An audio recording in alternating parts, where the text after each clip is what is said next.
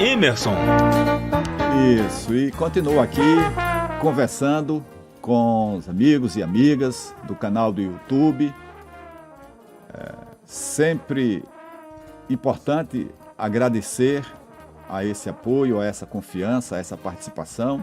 Nós que semanalmente nos dedicamos a produzir um programa com qualidade, trazendo informação de qualidade, e que também nos preocupamos em ampliar essa possibilidade para que você acompanhe o programa Fala Pra Mim. Então, hoje, não apenas a Rádio Cultura, mas também através da rádio Fala Pra Mim, a partir do Instagram e a partir do YouTube, do canal YouTube DR Emerson Sergipe.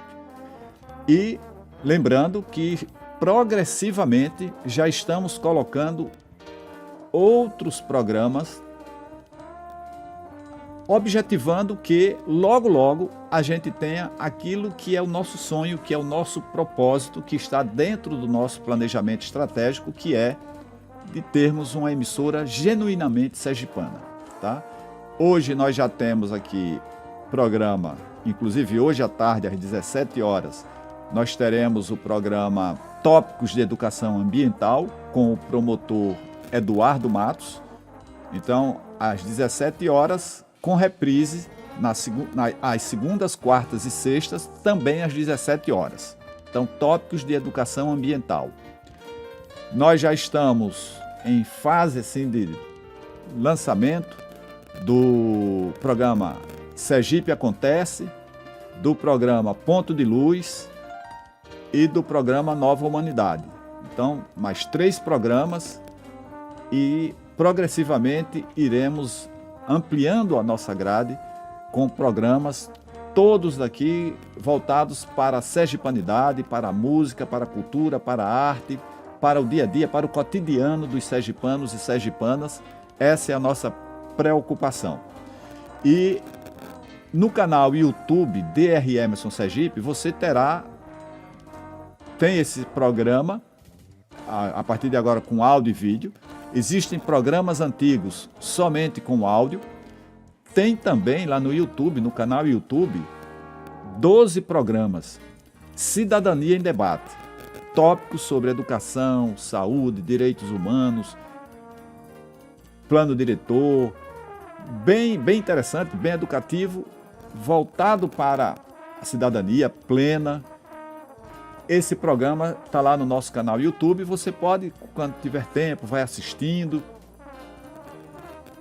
E você encontra tudo isso lá no nosso canal, onde encontra agora também essas transmissões aqui ao vivo. Então o programa Fala Pra Mim agora com áudio e vídeo, e tem também disponibilização de áudio de programas antigos, porque o programa Fala Pra Mim já está no seu 14º ano, né? É um programa que já está há muito tempo no ar, procurando prestar um serviço de qualidade e uma informação com qualidade para todas as pessoas. Vamos nos preparar para voltarmos então já pela Rádio Cultura e continuarmos aqui conversando, tá? E lembrando que após as 15 horas nós continuamos por mais meia hora aqui no YouTube e no Instagram DRM Sergipe, fazendo já um ensaio, né? Um projeto piloto para lançamento do próximo programa nosso, que é o podcast Conversa Franca, tá bom? Obrigado aí mais uma vez, contamos sempre com vocês.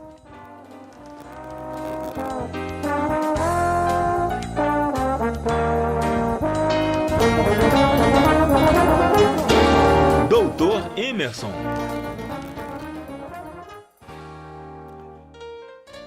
(14h43) em Aracaju. Estamos de volta com o programa Fala Pra Mim, Saúde, Educação e Cidadania em seu rádio. Então, 14h43, vamos para as nossas dicas de cidadania. E mandando um abraço sempre para os nossos amigos Edelvan Oliveira, o Juan Vitor, mandando um abraço para a Maglaene, enfim, para todos os amigos, a nossa audiência lá na cidade de na cidade de Propriá, Japaratuba. Queremos agradecer a todas as pessoas pela grande audiência do programa Fala Pra Mim, e esse nosso compromisso de aos sábados aqui com um programa com qualidade, com informações de qualidade, que entendo ser esse o propósito, o motivo de existir toda a concessão pública na perspectiva de transformação de a informação em algo de qualidade que possa ser utilizado na formação cidadã, na formação das pessoas, e não utilizar esse veículo no trabalho de alienação, né? de pensamento único, de narrativa única, né? De utilizar esse processo de alienação para um processo de dominação da consciência, do senso comum.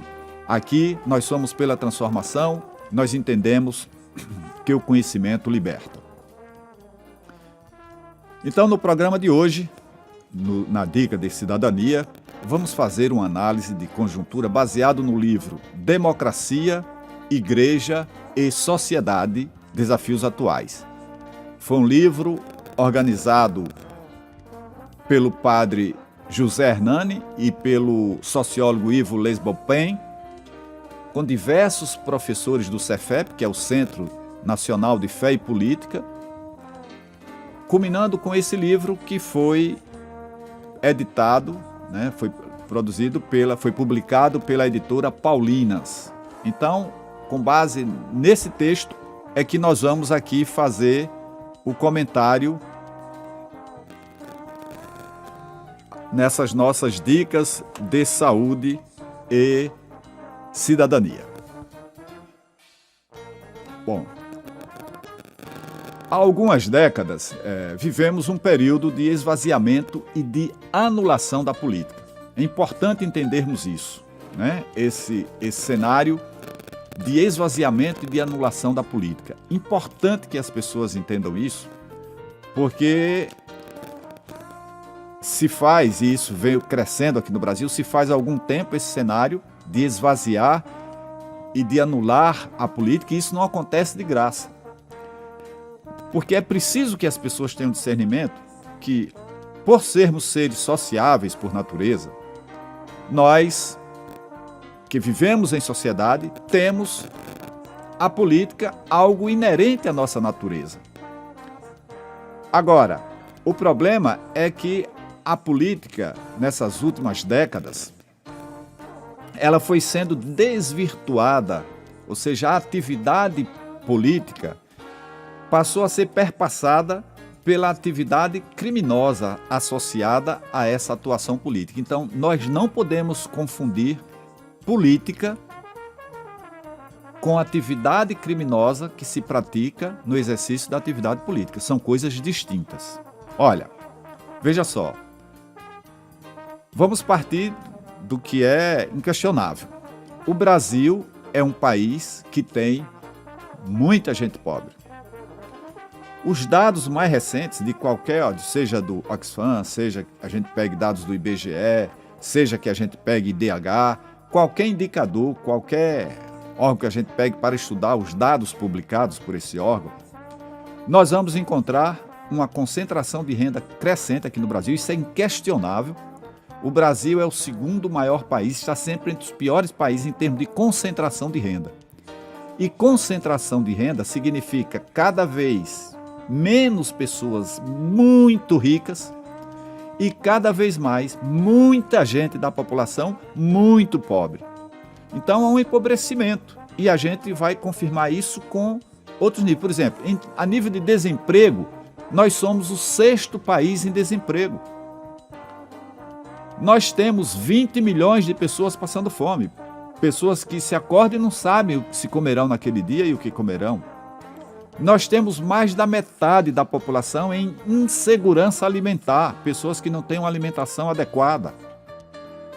Então isso é concreto, isso é real. Então quando nós temos, né, se a gente for imaginar um país com baixo índice de empobrecimento, com nível socioeconômico muito bom da população, com um nível de emprego muito alto, essas pessoas não dependeriam, não precisariam tanto do serviço público. Mas quando se fala aqui de América Latina, quando se fala em países pobres ou países em desenvolvimento, como se fala em países como o Brasil, com esses indicadores que eu falei agora, é inquestionável a necessidade da participação do Estado através de políticas públicas, com políticas compensatórias, com políticas que priorizem e coloquem como prioridade a dignidade do ser humano e não o mercado, não o lucro. Porque se trata da vida, que tem que ter primazia sobre tudo, é primazia sobre a vida, a primazia da vida é sobre o mercado, é sobre o capital.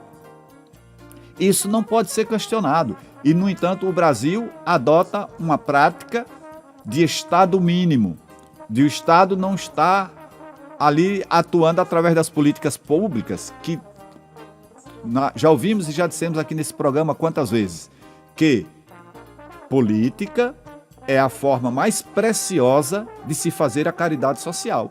Por quê? Porque todos nós, cidadãos e cidadãs, pagamos impostos para que os governos administrem essa grande quantidade de dinheiro. Então não é cada um de nós com o dinheiro que tem que vai cuidar de saneamento, que vai cuidar de geração de emprego, que vai cuidar de atenção à saúde, que vai cuidar de educação de qualidade, que vai cuidar de assistência social, que vai cuidar da cultura. Não somos nós. Nós já fazemos isso através do pagamento dos nossos impostos.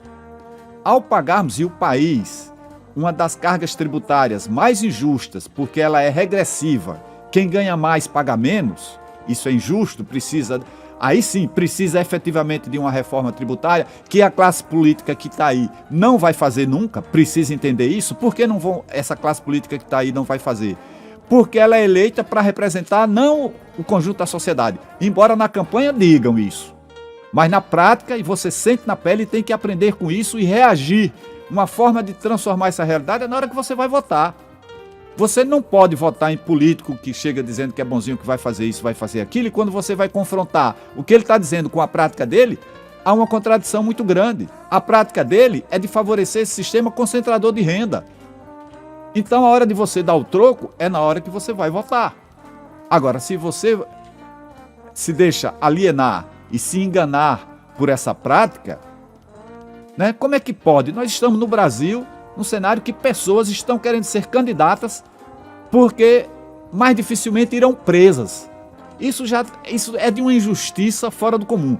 Primeiro, porque nós temos um sistema injusto que trata o cidadão que tem mandato e o cidadão que não tem mandato como se fossem cidadãos diferentes. Quando uma democracia consolidada, o tratamento é o mesmo. Errou, está dentro da lei, julgado, condenado e cadeia, do mesmo jeito. Pode estar com mandato ou sem mandato. Principalmente quando cometem os crimes de roubalheira, de corrupção, né? Então, é fundamental que a gente tenha esse entendimento. A gente vai corrigir a questão da fome, do desemprego, essas mazelas, esses problemas que nós falamos aqui, quando nós corrigirmos essa prática na relação social, na forma da política. Então, nós não podemos negar a política. É através da política que nós vamos resolver tudo isso. Agora, da política com todas as suas letras maiúsculas, e não da criminalidade, da politicagem. Importante esse discernimento. Não podemos negar a política. Tudo que nós estamos passando é consequência da mal política. E para resolvermos isso, precisamos da boa política. E a boa política se faz com pessoas de boa vontade e não com criminosos. Importante considerar isso. Então, para entendermos essa estratégia de esvaziamento e anulação da política, que vem sendo feito há algum tempo, não é de graça, não é pelo acaso, não é de graça que tudo isso acontece. Então vamos fazer alguns comentários sobre o que seria a democracia e o que é a democracia de baixa intensidade, a democracia frágil, com instituições fragilizadas que nós temos. A democracia implica possibilidade de alternância de poder. Então, quando a gente vivia um modo absolutista, né, modo soberano com que os reis imperavam, Nós não tínhamos essa perspectiva de alternância de poder. Agora, com a democracia, quanto mais essa democracia é de mais alta intensidade, mais implicitamente está a possibilidade de alternância de poder. E uma alternância de modo pacífico e legal. Daí, numa democracia não comporta a ilegalidade de todo e qualquer golpe. Então é importante que a gente entenda o fortalecimento da democracia por essa possibilidade de alternância de poder. Segundo, a democracia implica em vontade da maioria. E nosso país, como é que está essa vontade da maioria? Será que tudo que acontece, uma reforma que concentra a renda, que desemprega e que não aponta ao contrário para a geração de emprego e renda, para melhorar a condição de vida da população, que não tem como foco o bem comum? Será que isso é feito? Não. Em nosso país, por mais que a maioria expressasse insatisfação com as políticas adotadas, os governos, os parlamentos ignoravam essa insatisfação e só prestavam conta de sua ação aos mercados, de sua ação com relação ao capital e aos organismos financeiros internacionais, que efetivamente são esses organismos financeiros internacionais que governam, particularmente a América Latina. Todo o hemisfério sul é governado por essas corporações financeiras internacionais, principalmente. Claro, pela elite nacional, em cada país desse, mas principalmente pelas corporações internacionais. Democracia também implica em respeito aos direitos humanos. Os direitos civis, direitos individuais que foram uma conquista do liberalismo do século XVIII, foram sendo seriamente atacados neste início do século XXI sob o pretexto de segurança pública e de defesa da democracia. Democracia implica em liberdade de informação. Na prática, pelo contrário, já dissemos aqui hoje, temos o respeito, no caso, ao invés do respeito à liberdade de informação, temos o desrespeito a essa liberdade de informação. Como assim? A grande mídia difunde o ideário de pensamento único, repisando mantras do modelo econômico neoliberal. O que é que vocês escutam? Ajuste fiscal, privatizações, mercado livre, não intervenção do Estado, a história do Estado mínimo, pagamento da dívida e o risco do país, como se só houvesse essa narrativa, esse cardápio e essa possibilidade. Tão nocivas quanto suas informações também são as omissões da mídia. A ideia de que o governo, por meio das políticas públicas, é responsável pela promoção do bem-estar da população. A mão visível do Estado, que deveria estar presente, mas, no entanto, eles defendem a tese do Estado mínimo, um Estado que não promova justiça social. Então, o próprio ideário capitalista, após a queda da Bolsa de Nova York em 1929, propôs o estado de bem-estar social. Hoje, a tese imposta pelo neoliberalismo é a do Estado mínimo, como se isso fosse possível em um país com milhões de pessoas empobrecidas, como é o Brasil. Quanto aos direitos sociais, trabalho, saúde, educação, habitação, entre outros, são os mais afetados sob o argumento de que o Estado não tem recursos para garanti-los. Gustavo, tem uma pergunta aí? Isso. Vamos dar uma olhada.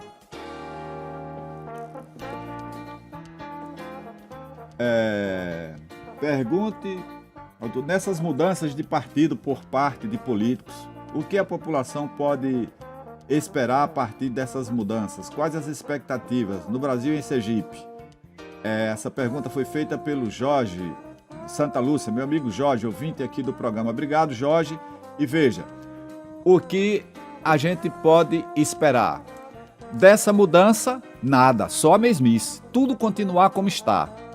E nós nunca tivemos um parlamento tão sem compromisso com a população, tão compromissado com o enriquecimento ilícito, uma visão individualista, uma visão de sustentação de quem financia as campanhas e exercem, eles têm até que, por exemplo, no executivo tem até que apresentar programa de governo, isso é obrigado, a legislação exige. Mas eles apresentam um programa, discutem, dizem que vão fazer isso e aquilo, e quando ganham, nem consultam aquilo, eles administram de costas para aquele programa, porque eles administram de frente aos financiadores das suas campanhas, aos interesses. Basta você estudar um pouco, conhecer um pouco sobre como se exerce a política para entender que a atual forma de fazer política desse país passa longe, mas muito longe mesmo, de considerar aquilo que é interessante, que é importante para a população. Então é fundamental termos essa contribuição. Então isso aí, Jorge, é arrumação de mais do mesmo, para que tudo continue do jeito que está. Como é que resolve isso? O povo tendo consciência, primeiro precisa que pessoas de boa vontade ingressem na política e disponibilizem seu nome para que as pessoas tenham opção de votar em algo diferente e sair da mesmice. Olha, é impressionante a gente ter pessoas que já foram condenadas por corrupção estarem aí de volta se candidatando de novo. É impressionante pessoas que a própria população sabe que estão aí na iminência de serem presas e que procuram ter o cargo, que é um absurdo, para que não possam ir presas. Então, ou a gente muda essa realidade, ou não tem como mudar a fome, o desemprego, a pobreza, esse modo de ser, de concentração de renda e de empobrecimento da grande maioria da população.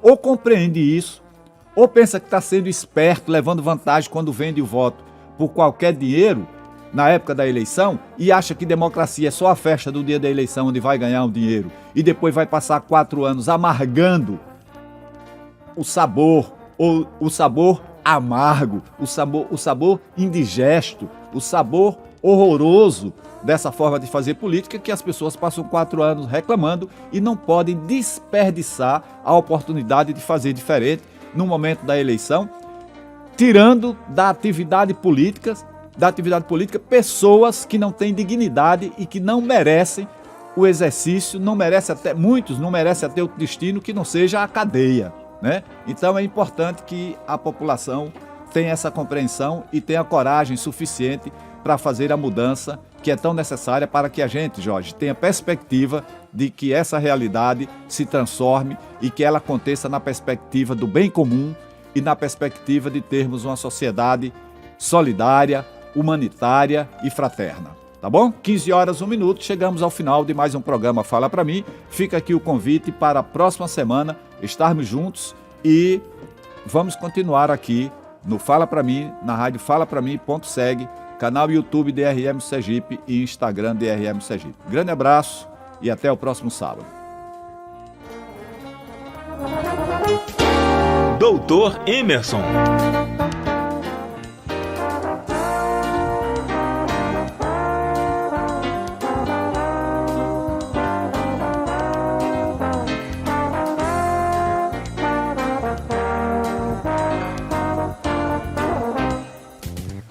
Alô você, meu amigo, minha amiga, que me acompanha através da rádio falapramim.seg.br. Muito obrigado, é uma honra contar com a sua audiência, com você que nos acompanha através aqui das redes sociais, permitindo que a gente tenha um espaço, que a gente crie um espaço que priorize a cidadania, que priorize a dignidade das pessoas, que priorize a vida e que a gente possa fazer uma discussão aqui onde não haja incoerência entre o que a gente diz e o que a gente faz. Nós estamos essa semana o Brasil tem, nesse momento de eleição, tem sido muito rico na produção, né? Aí nos blogs, nas redes sociais, a gente percebe o quanto as eleições têm sido pautadas. E eu fico analisando, sabe? Fico vendo a discussão, como ela se dá distante daquilo que nós precisamos e merecemos enquanto nação brasileira. Nós precisamos colocar a política como essência da vida em sociedade, não a politicagem. Não a atividade criminosa. A atividade criminosa tem que ser tratada na esfera do judiciário, na esfera das polícias. Não como atividade discutida e exercida, onde as pessoas vinculam. Ah, está na política, é ladrão. Isso não pode acontecer, isso não pode ser prática. Esse mito, essa crença que a população tem, ela só favorece ao político desonesto, a partir do ponto que considera todo político desonesto, então vai interessar o desonesto, e ele existe, isso é fato. Agora, nós precisamos fazer essa discussão refletindo numa perspectiva transformadora, numa perspectiva de que mude essa realidade. Principalmente a partir dos anos 70 para cá, com essa mudança de fase para o neoliberalismo, que cada vez mais defende um Estado mínimo, que defende o individualismo, e ao defender o individualismo faz a correlação para a construção de uma sociedade anômica, uma sociedade onde os valores morais são desprezados e os meios justificam os fins. E aí nós temos uma brecha enorme nessa forma de concepção da sociedade. Nós temos uma brecha enorme para a corrupção. Então, essa prática política, onde o político cada vez mais se preocupa em que no processo eleitoral ele tenha recursos para comprar o voto e comprar a consciência das pessoas. Então hoje gasta-se muito em ter uma boa mídia social, porque precisa vender uma imagem que está longe de ser real. Então as pessoas com profissionais vendem uma personagem que se distancia da prática daquela pessoa enquanto político, enganando as pessoas. Eu vejo todos os dias. Eu tenho uma vivência, uma experiência hoje, enquanto cidadão pleno de direitos, de conhecer como é que se dá, eu fui vereador aqui na capital por 2 mandatos. Eu sei, eu percebi, eu vivenciei a realidade, né? E eu, com muita honra, sou persona não grata desse convívio, desse regime, eu não tenho menor afinidade, nem menor interesse. Veja, não nego a política. É preciso a política, nós somos seres políticos por natureza, nós somos seres sociáveis por natureza. Então a gente precisa, né, da atividade política. Eu fui fazer uma palestra uma vez numa universidade aqui que reunia os estudantes de direito, existiam 400 de estudantes, e eu comecei fazendo uma enquete: quem aqui acredita ou gosta da política? 3 estudantes levantaram o braço, e no curso de direito. Então veja como está o descrédito, e isso é ruim, isso eu vejo com bastante tristeza. A gente precisa separar a atividade criminosa da atividade política. Não tem nada a ver crime. Quando a gente inclui o crime, já não estará mais falando de política. Estará falando da atividade criminosa, de uma outra coisa. Aí teria que ser com o Ministério Público, com a polícia, com o judiciário, com o sistema penitenciário. É aí que a gente trata disso. A política, na sua verdadeira essência, como costumam dizer as pessoas com todas as letras maiúsculas, a gente vai tratar é da produção do bem comum. É como que a gente vai ter uma política tributária que seja progressiva, quem ganha mais vai pagar mais. Como é que a gente vai ter o exercício da atividade fazendária que não seja permissiva para a sonegação que nós temos aqui no Brasil? Nós somos o 2º maior país em sonegação fiscal. Nós precisamos uma revisão na perspectiva da cidadania e da vida. dos subsídios que são dados, dos refis, dos refinanciamentos fiscais. Um verdadeiro absurdo que se comete contra o povo brasileiro. Então a gente precisa correr. Quer falar em primeiro mundo, quer falar em progresso, quer falar em que a gente priorize a vida, que a gente faça a verdadeira política, coloque a política na sua verdadeira acepção, a gente precisa ir corrigindo tudo isso. A gente precisa colocar a educação de qualidade e para todos. A gente não pode ter a educação para os ricos e a educação para os pobres.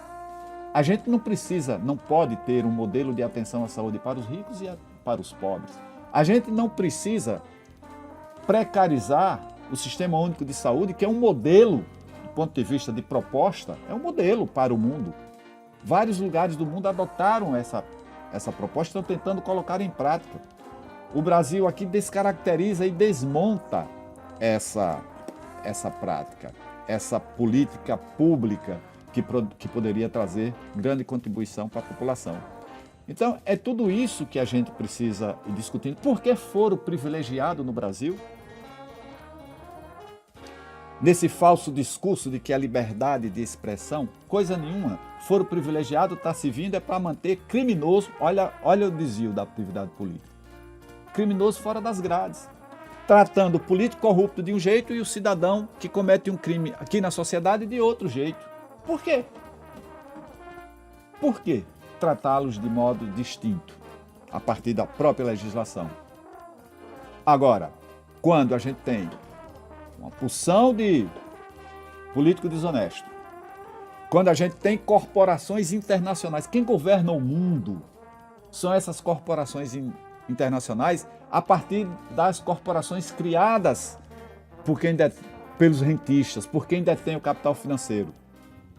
Então, ONU, Banco Mundial, BID, FMI, são, nesse mundo globalizado, nessas corporações que constituem o governo do mundo. Quem governa o mundo são essas corporações financeiras, todas praticamente do hemisfério norte, muito ricas.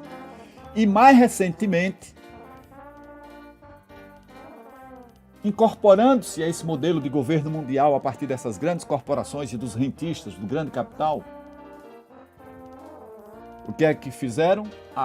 Aderiram a esse núcleo o GAFAM. Google, Apple, Facebook, Amazon, Microsoft. E controlando todas as informações. Com a primeira fase da mudança de época para introdução na era digital. Então nós tivemos as pessoas disponibilizando e autorizando todos os seus dados inseridos na internet. Então, a partir disso aí se criou um banco de dados poderosíssimo que tem sido usado com finalidades comerciais, com finalidades políticas de dominação da população. Então, esse sistema domina o mundo. E ao dominar o mundo, o seu olhar para a América Latina é um olhar de neocolonização. Lembra da nossa história das colônias portuguesas, espanholas, francesas, holandesas daqui da América Latina? Agora nós temos uma neocolonização, onde essas corporações financeiras, através do processo de globalização, controlam a América Latina, a África. O Joseph Stiglitz, Prêmio Nobel de Economia em 2011, trata disso muito bem, desse processo de neocolonização que o hemisfério norte faz sobre o hemisfério sul. E aí, onde mais uma vez entra a corrupção. Esse sistema financia governos, financia os parlamentos desses lugares para que aprovem, eles se elegem, eles, vejam, recebem dinheiro dessas corporações para comprar o voto e a consciência das pessoas, para depois produzirem leis que vão criar todo um aparato legal de interesse dessas corporações financeiras, consequentemente contrárias ao interesse da população. Aquilo que o político disse na campanha que iria defender, ele não vai fazer nada disso porque o compromisso efetivo dele é com quem financiou as campanhas dele. Então, essa estrutura foi montada. Então, essas pessoas conduzem, mais ou menos, uns mais, outros menos, mas controlam os governos na América Latina, impondo a sua vontade em detrimento do interesse da maioria da população. Então, a receita neoliberal, através de dominar a imprensa, dominar o aparato legal dos parlamentos, no sentido de cada vez, por exemplo, aqui no Brasil, em 88 a gente até avançou, criou uma Constituição, aprovou uma Constituição dita cidadã. O que é que se tem feito de lá para cá, progressivamente e nos últimos anos mais rapidamente? A desconstrução dos avanços das conquistas que aconteceram naquela época, em 88. Então, há um retrocesso do ponto de vista de avanço da cidadania. Então, é importante que a gente tenha a compreensão para esse cenário. E isso vai fazendo com que haja uma negação da política, uma despolitização, haja um enfraquecimento da democracia, porque esse neoliberalismo que defende o Estado mínimo, que defende o ajuste fiscal rigoroso, sempre um grande aspirador para retirar recursos públicos, recursos que todos nós pagamos através dos impostos, através de todos os tributos que a gente paga, seja embutidos no consumo, ou seja, por exemplo, através do imposto de renda. Nós pagamos muito. Eu já disse aqui, o Brasil precisa de uma reforma tributária que seja progressiva e não do jeito que está hoje. Então a gente paga, mas esse dinheiro, esse grande aspirador chamado dívida pública, que jamais foi auditada aqui no Brasil, retira esse recurso para entregar ao rentista. É simples, é simples. Não dá para acreditar, eu recomendo que não acredite no que a Globo mostra, porque a Globo e a grande mídia, de uma maneira geral, é narrativa única, é pensamento único, é alienação, defende tudo isso. Os princípios neoliberais são defendidos pela grande imprensa. Vai acreditar no que eu estou dizendo? Tá. Faz então o seguinte, vai buscar você mesmo os dados lá do Banco Central. Faz um levantamento, uma análise desses dados, para você observar se você comprova ou não essa realidade. Por exemplo, agora que o Banco Central está independente do governo, aí é botar a raposa para tomar conta de galinha. Aí é que a raposa está feliz, porque sempre esses financistas defenderam a independência dos bancos centrais dos diversos países. Porque independência do Banco Central é que ele não quer a menor perspectiva de atender à participação e ao controle da população. Independência significa eles, com todas as rédeas, com controle absoluto desses bancos centrais, para atenderem única e exclusivamente aos interesses desse capital financista. Na pandemia, o Banco Central liberou cerca de 300 bilhões para 70 milhões de brasileiros em necessidade, com fome. 70 milhões de brasileiros foram beneficiados de R$600 durante 6 meses. 6 meses. 300 bilhões.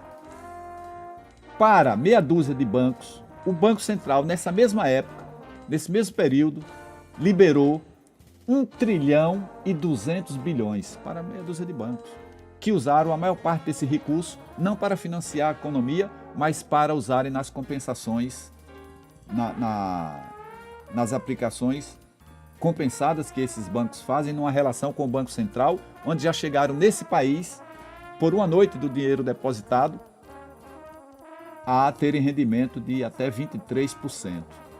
Então eles não querem mais esse dinheiro emprestando, porque por mais absurdo que sejam os juros bancários de 14, de 13, de 16%, 23 é mais. Então eles deixam para essas operações compensadas que eles fazem com o Banco Central por essa obrigatoriedade de deixarem os recursos que restam ao final do expediente nos bancos para depositarem no Banco Central e com essa remuneração. Então eles receberam do próprio governo, do Banco Central, esse 1 trilhão e 200 bilhões, não fizeram esse dinheiro circular na economia, não fizeram a economia circular e esperaram para fazer especulação com esse dinheiro, onde o próprio Banco Central pagava 23% por um dinheiro que ela própria entregou a esses bancos. Então, uma economia dessa mata, porque vai faltar para a maioria da população. Então, o que a gente precisa é colocar a vida como prioridade, o ser humano como propriedade.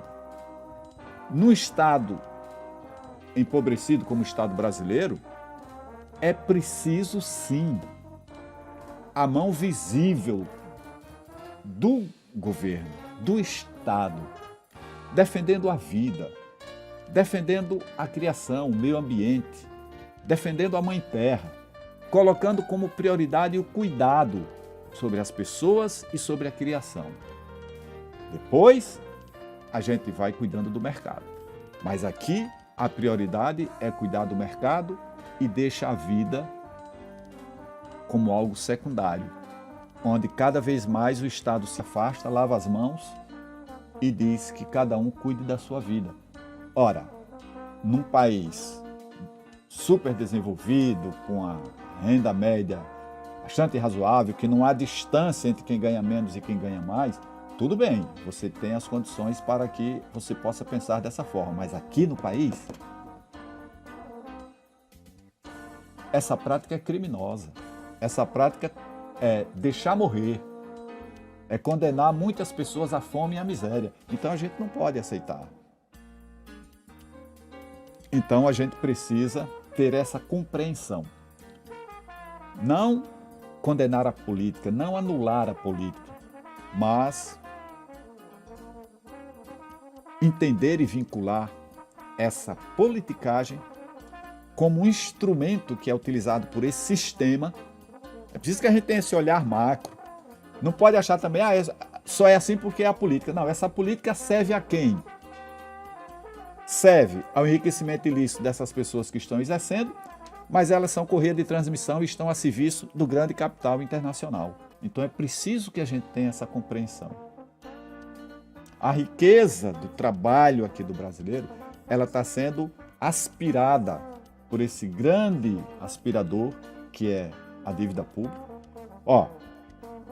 Do orçamento brasileiro, mais de 40% já sai todo ano para atender essa dívida. Então, para o Brasil fica 50 e tantos por cento para que possa fazer toda a administração pública desse país. Então é preciso que a gente tenha esse entendimento de por que é que o Brasil está nessa situação. Está nessa situação por causa da forma como se exerce a atividade política. E como é essa atividade política?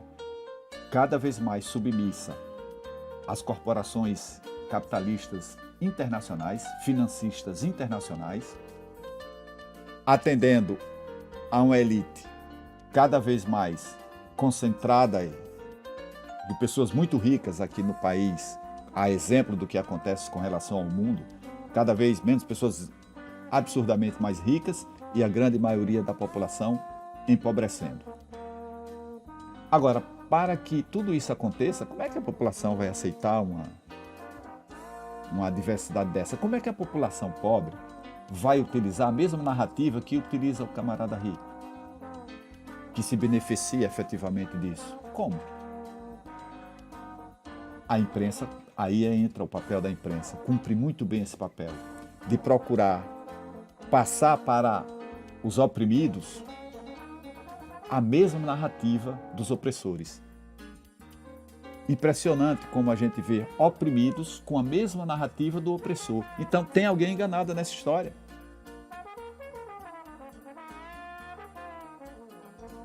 A perspectiva de vida da maioria da população é se vai ter o que comer, se vai ter onde morar, aumenta a população de rua, são mais de 300 mil pessoas, se vai ter dinheiro para comprar o remédio, se vai ter emprego, se vai ter uma escola de qualidade para botar o filho.